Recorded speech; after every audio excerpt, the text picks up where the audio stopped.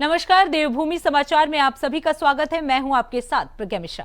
Bulletin की शुरुआत करेंगे बड़ी और अहम खबर के साथ। तो सबसे पहले बात कर लेते हैं, जापान से भारत के लिए एक बड़ी खबर आई है। उत्तराखंड के पौड़ी के लाल उत्तम सिंह रावत ने जापान में आयोजित एशियन पावर लिफ्टिंग चैंपियनशिप में शानदार प्रदर्शन करते हुए बेंच प्रेस प्रतियोगिता में सिल्वर मेडल अपने नाम किया है। इसके साथ ही उन्होंने अपना नेशनल रिकॉर्ड भी तोड़ा और अंतर्राष्ट्रीय मंच पर भारत का नाम रोशन किया। आपको बता दें, उत्तम सिंह रावत ने बताया कि दुनिया के 25 देशों ने प्रतिभाग किया था, जिसमें से 74 किलोग्राम वेट कैटेगरी में भारत का प्रतिनिधित्व कर रहे उत्तम ने अपने प्रदर्शन से सबका दिल जीत लिया। वहीं उन्होंने अपने भावुक शब्दों में कहा, मेरे हर लिफ्ट में भारतीय तिरंगा झंडा मेरे साथ था। मैं उसे अपने बैग में लेकर आया था। बस उसी पल का इंतजार था जब मैं उसे मेडल सेरेमनी में लेकर जाऊं, और आज वो सपना पूरा हुआ।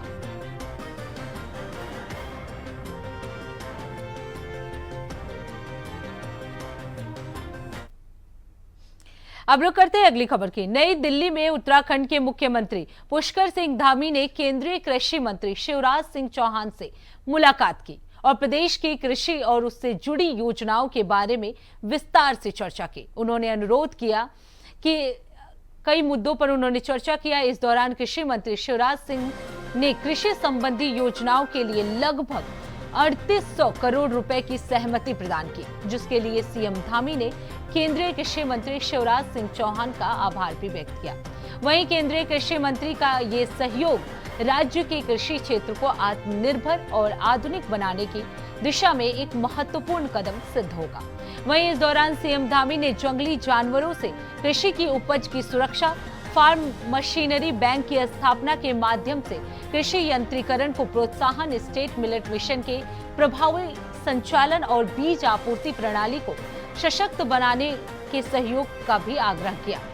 तो आपको बता दें, दिल्ली जो है वो मुख्यमंत्री पुष्कर सिंह धामी जो है वो पहुंचे हुए हैं, जहां उन्होंने कृषि मंत्री शिवराज सिंह चौहान से मुलाकात की। इस मुलाकात के दौरान कई मुद्दों पर जो है वो चर्चा की गई।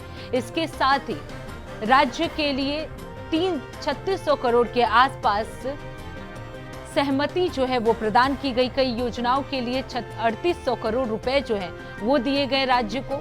इसके लिए सीएम धामी ने शिवराज सिंह चौहान का धन्यवाद भी किया, उनका आभार भी जताया। तो आपको बता दें कि कृषि मंत्री शिवराज सिंह चौहान से सीएम धामी ने मुलाकात की है। सीएम धामी जो है वो दिल्ली पहुंचे हुए हैं, जहां उन्होंने कैबिनेट मंत्री से मुलाकात की। कई अहम मुद्दों पर इस दौरान चर्चा भी की गई। एग्रीकल्चर से रिलेटेड कई महत्वपूर्ण बिंदुओं पर चर्चा की गई। आपको बता दें, इस दौरान कृषि संबंधी कई योजनाओं के लिए 3800 करोड़ रुपए की सहमति जो है वो कृषि मंत्री की तरफ से प्रदान किया गया, जिसको लेकर सीएम धामी ने उनका आभार भी जताया। तो आपको बता दें, सीएम धामी जो है वो दिल्ली पहुंचे हुए हैं।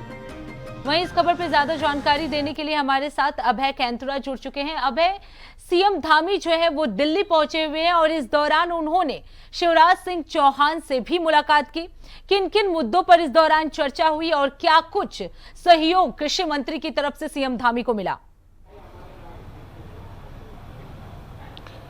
मुख्यमंत्री पुष्कर सिंह धामी के दिल्ली दौरे के दौरान जो मुलाकात केंद्रीय कृषि मंत्री शिवराज सिंह चौहान से यहाँ पर हुई है, वो राज्य के लिए सौगात भरी मुलाकात यहाँ पर रही है, क्योंकि मुख्यमंत्री पुष्कर सिंह धामी और केंद्रीय मंत्री के बीच में जो राज्य के कृषि के क्षेत्र से जुड़े जो विषयों पर जो चर्चा की गई, जो राज्य सरकार की तरफ से मांग यहाँ पर की गई, तो उस पर केंद्रीय कृषि मंत्रालय की तरफ से कह सकते हैं कि 3800 करोड़ के बजट की स्वीकृति यहाँ पर दी गई, जो उत्तराखंड राज्य में कह सकते हैं कि कृषि के क्षेत्र में जो नवाचार राज्य सरकार करना चाहती है, उसके लिए आने वाले दिनों में एक बड़ा परिवर्तनकारी कदम इसे माना जा सकता है। जी।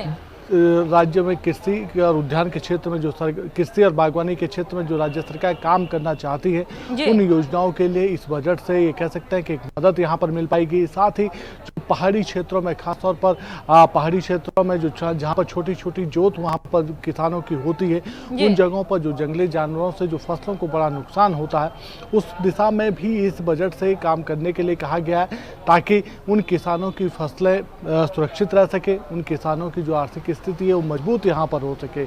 इसके अलावा जो सबसे बड़ी जो इस योजना के तहत जो काम यहाँ पर किया जाएगा, उसमें ये कहा जा सकता है कि नवाचार के जो कृषि के क्षेत्र में जो नवाचार के जो कार्य होंगे, यानी किसानों को किस प्रकार से आधुनिक सुविधाओं का लाभ यहाँ पर दिया जा सकता है, कैसे नवीनतम टेक्नोलॉजी के साथ उनको जोड़ा जा सकता है, उन सब चीज़ों को लेकर बातचीत यहाँ पर हुई है। और जो बजट केंद्र सरकार की तरफ से, कृषि मंत्रालय की तरफ से राज्य सरकार को यहाँ पर दिया गया, उस बजट में इन सब दिशाओं में काम करने के लिए यहाँ पर कहा गया। तो ये समझा जा सकता है कि उत्तराखंड राज्य कृषि के क्षेत्र में आत्मनिर्भर बनने की दिशा में जो कदम बढ़ा रहा था, उस कदम में केंद्र का सहयोग अब राज्य को मिलने लगा है। और उम्मीद की जा सकती है कि जो राज्य सरकार ने जो लक्ष्य निर्धारित करे हैं कृषि के क्षेत्र में, उस दिशा में राज्य सरकार बेहतर कदम और उठाएगी और उस लक्ष्यों को पाने का काम यहाँ पर किया जाएगा और उत्तराखंड के किसान आत्मनिर्भर बनते हुए भी नजर आएंगे। जी बिल्कुल अभय, जिस तरीके से आपने बताया कि आत्मनिर्भर और आधुनिक बनाने की दिशा में जो महत्वपूर्ण कदम राज्य सरकार की तरफ से किया गया है, उसमें केंद्र का सहयोग जो है वो काफी सराहनीय साबित होगा। लेकिन अभय, अगर बात की जाए, क्योंकि सीएम जो है वो दिल्ली पहुंचे हैं, एग्रीकल्चर सेक्टर को छोड़कर क्या किसी और महत्वपूर्ण बिंदुओं पर भी इस दौरान चर्चा हो सकती है, या उनका ये दौरा कितना महत्वपूर्ण माना जा सकता है? देखिए, अभी ये कह सकते हैं कि मुख्यमंत्री के कार्यक्रमों की पूरी जानकारी की निजी कारणों के चलते यहाँ पर नहीं दी गई, लेकिन इतना जरूर कहा जा सकता है कि मुख्यमंत्री पुष्कर सिंह धामी जब भी दिल्ली दौरे के दौरान होते हैं, राज्यवासियों को कुछ ना कुछ बड़ी सौगातें जरूर देकर आते हैं। केंद्र सरकार की तरफ से जो पूर्व में जो आश्वासन दिए गए थे, उस दिशा में कह सकते हैं कि बेहतर कदम, बेहतर परिणाम अब यहाँ पर दिखने लगे। और ये कह सकते हैं कि कृषि मंत्री के साथ मुलाकात होते ही राज्य को कृषि के क्षेत्र में 3800 करोड़ की सौगात यहाँ पर मिली है। ये उत्तराखंड राज्य के लिए इसलिए भी लाभकारी यहाँ पर हो सकती है क्योंकि मानसून सीजन के दौरान जिस दिशा में सरकार काम करना चाहती है, उस दिशा में ये कदम और बेहतर बनते हुए नजर आएंगे। और आने वाले दिनों में कृषि के सेक्टर में, बागवानी के सेक्टर में और फसल की सुरक्षा के सेक्टर में जो विभाग काम कर रहा है, उससे जुड़ती हुई जनता भी नजर आएगी और किसानों को बड़ा लाभ यहाँ पर मिल पाएगा। ये कह सकते हैं कि मुख्यमंत्री अभी भी दिल्ली में ही हैं, तो ऐसे में समझा जा सकता है कि उनकी तरफ से लगातार केंद्रीय मंत्रियों से मुलाकात करने का समय यहाँ पर मांगा गया है। उम्मीद ये कर सकते हैं कि आज देर शाम तक मुख्यमंत्री जल्द ही केंद्रीय मंत्रियों से और यहाँ पर मुलाकात करेंगे। बिल्कुल अभय, जिस तरीके से आपने बताया कि कृषि मंत्री की तरफ से 3800 करोड़ रुपए की मंजूरी जो है वो दी गई है, बजट जो है उनको दिया गया है, ऐसे में उत्तराखंड के लिए ये बड़ी उपलब्धि जो है वो मानी जा सकती है। अभय, आप बने रहिएगा, आगे भी आपका रुख करेंगे। तो आपको बता दें, दिल्ली पहुंचे हैं पुष्कर सिंह धामी, जहां उन्होंने कृषि मंत्री शिवराज सिंह चौहान से मुलाकात की। इस दौरान शिवराज सिंह चौहान ने 3800 करोड़ रुपए के बजट का आवंटन जो है वो राज्य सरकार के लिए किया है, जो कृषि के क्षेत्र में काफी महत्वपूर्ण माना जा रहा है।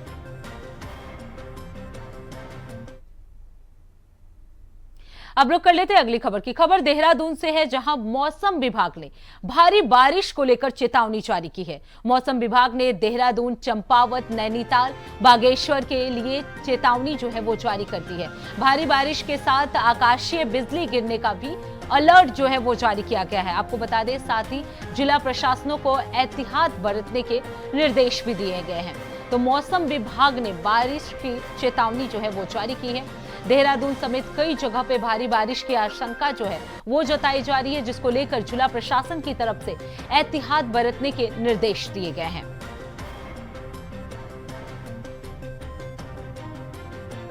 तो आपको बता दें, देहरादून समेत कई राज्यों में भारी बारिश के आसार जो है वो दिखाई दे रहे हैं। इसके लिए मौसम विभाग की तरफ से चेतावनी जो है वो जारी की गई है। इसके साथ ही डीएम ने अधिकारियों को और लोगों को एहतियात बरतने के निर्देश भी दिए हैं। तो लगातार वहीं इस खबर पर ज्यादा जानकारी देने के लिए लगातार अभय कैंत्रा हमारे साथ बने हुए हैं। अभय, बारिश को लेकर क्या कुछ चेतावनी जो है आईएमडी यानी मौसम विभाग की तरफ से जारी किया गया है? देखिए, उत्तराखंड में मौसम विभाग का जो पूर्वानुमान जारी हुआ है उसमें 4 जनपदों के लिए भारी बारिश की चेतावनी यहाँ पर जारी की गई है, जिस पर देहरादून, नैनीताल, चंपावत और बागेश्वर जनपद के लिए बारिश की चेतावनी यहाँ पर जारी की गई है। ये कहा जा सकता है कि जिस तरीके से मौसम विभाग का पूर्वानुमान सच साबित हो रहा है, तो ऐसे में समझा जा सकता है कि आने वाले 2 से 3 दिन के लिए उत्तराखंड के ज़्यादातर क्षेत्रों में भारी बारिश यहाँ पर देखने को मिल सकती है। अभी ये कह सकते हैं कि वर्तमान में जो परिस्थितियाँ राज्य के भीतर बनी हुई है, उत्तराखंड के पहाड़ी क्षेत्रों में सबसे ज़्यादा बारिश यहाँ पर देखने को मिल रही है, जिसके चलते कई जगहों पर नदियों का जो जलस्तर है वो बढ़ता हुआ नजर आ रहा है। आज चमोली में कह सकते हैं कि कल जो देर शाम बारिश हुई थी, उसके चलते चमोली में एक जो गाँव है वहाँ पर बादल फटने की सूचना यहाँ पर मिल पाई है। आज पिथौरागढ़ में भी कई जगहों पर ये कह सकते हैं कि भारी बारिश के चलते सड़कों के अवरुद्ध होने की सूचनाएं यहाँ पर मिल रही है, और यही हाल उत्तराखंड के दूसरे जनपदों में भी देखने को मिल रहा है।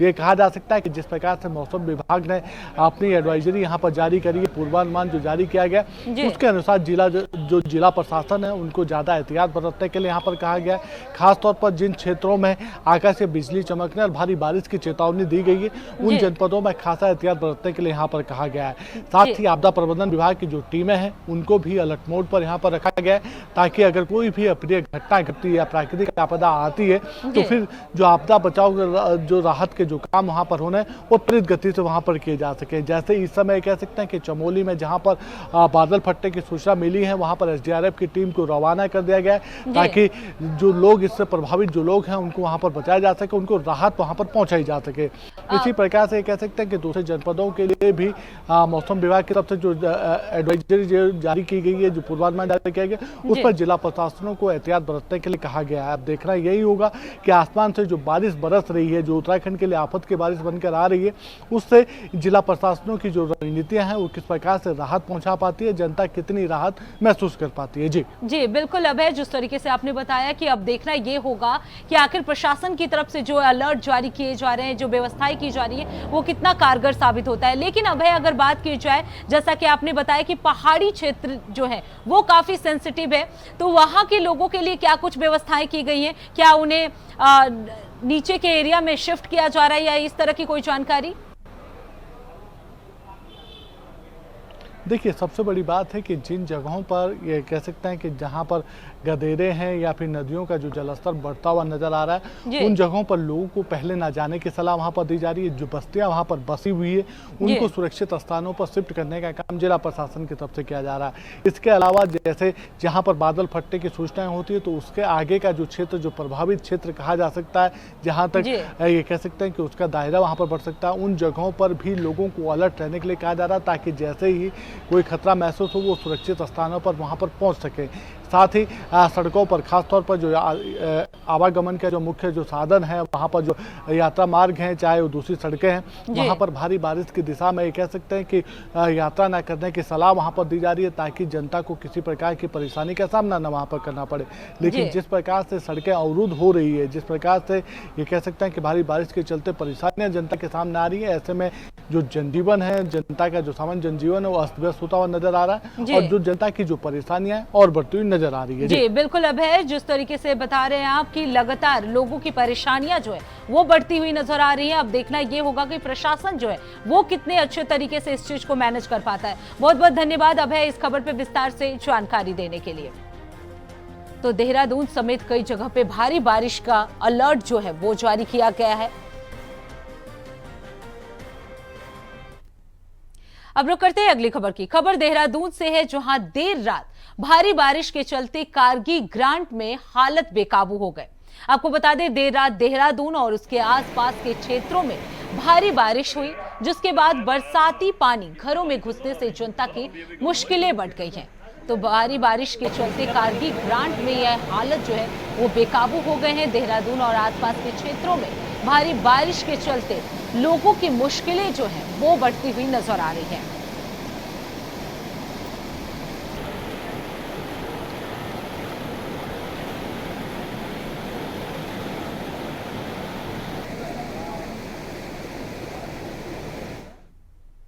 अब रुक करते हैं अगली खबर की। खबर राजधानी देहरादून से है, जहां कई जिलों में मॉनसून आने के बाद आम लोगों को काफी दिक्कतों का सामना करना पड़ रहा है।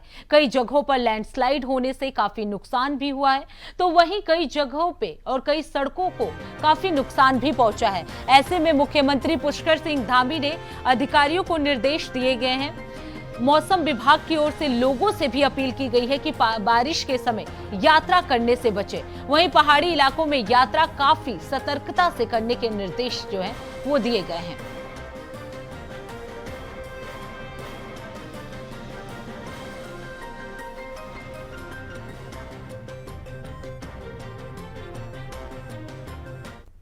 है कि सभी फील्ड पर जाएं और विशेषकर जो हमारे ज़िले के प्रभारी अधिकारी हैं, हर एक ज़िले का एक पहले से प्रभारी अधिकारी नियुक्त हैं, उन सभी को पिछले दिनों कैबिनेट की बैठक हुई थी।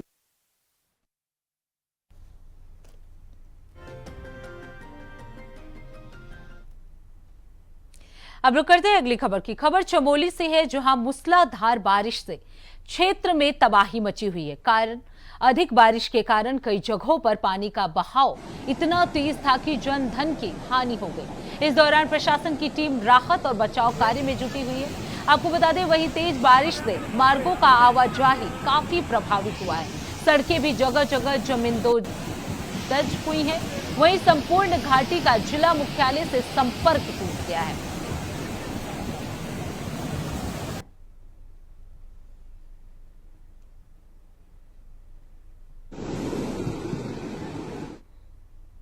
अब रुक करते हैं अगली खबर की। हरिद्वार कारगिल विजय दिवस को शौर्य दिवस के रूप में भव्यता से मनाने के लिए जिला अधिकारी मयूर दीक्षित के निर्देशन में अपर जिला अधिकारी पीएस चौहान की अध्यक्षता में बैठक आयोजित की गई। उन्होंने संबंधित अधिकारियों को निर्देश दिए कि 26 जुलाई 2025 को होने वाले कार्यक्रम की सभी व्यवस्थाएं समय से पूर्ण कर ली जाए।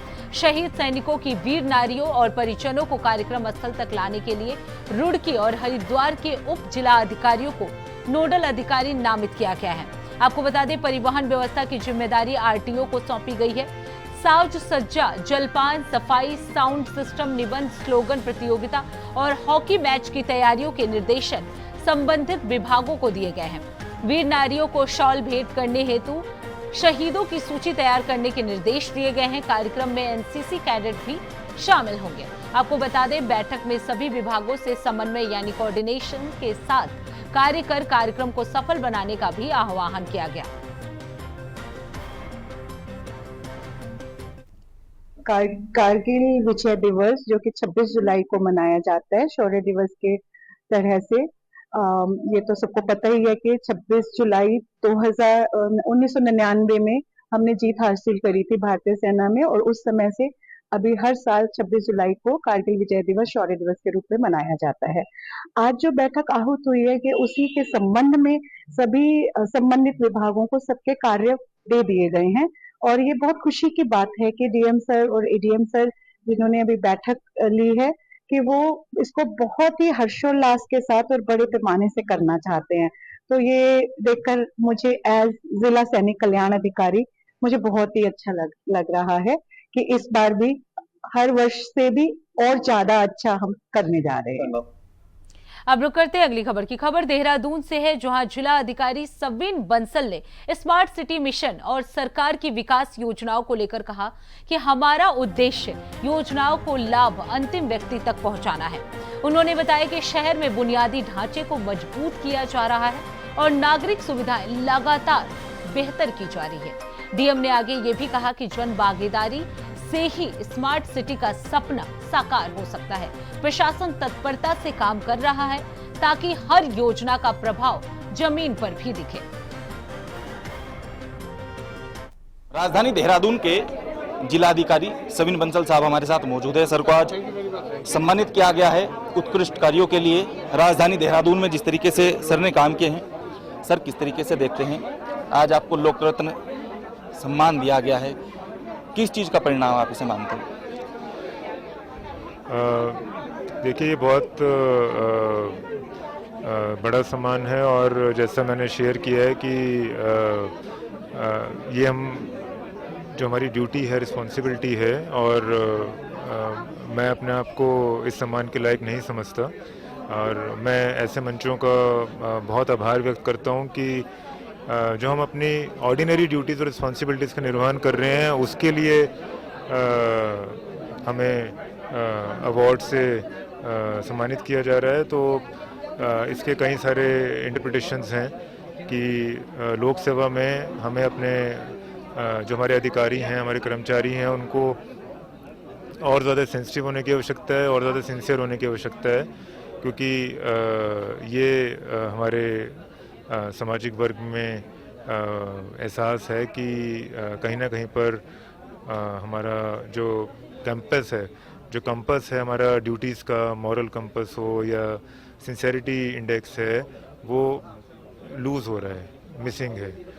तो ये आवश्यक है कि हमारी जिस चीज़ की ट्रेनिंग हुई है, जिसके लिए हम सर्विस में आए हैं और जिसके लिए हम पब्लिक एक्सचेकर से अपने अलाउंसेस और पे डिराइव करते हैं, तो उसको हम उचित वे में रिटर्न करें। Thousands of our population out of the poverty line. सो यही सब हमारे ह्यूमन डेवलपमेंट इंडेक्स का पार्ट है, एजुकेशन, स्वास्थ्य और हमारा पर कैपिटा इनकम। तो फिलहाल देवभूमि समाचार में इतना ही। देश दुनिया की तमाम बड़ी खबरों के लिए देखते रहिए इंडिया वॉइस। तब तक के लिए नमस्कार।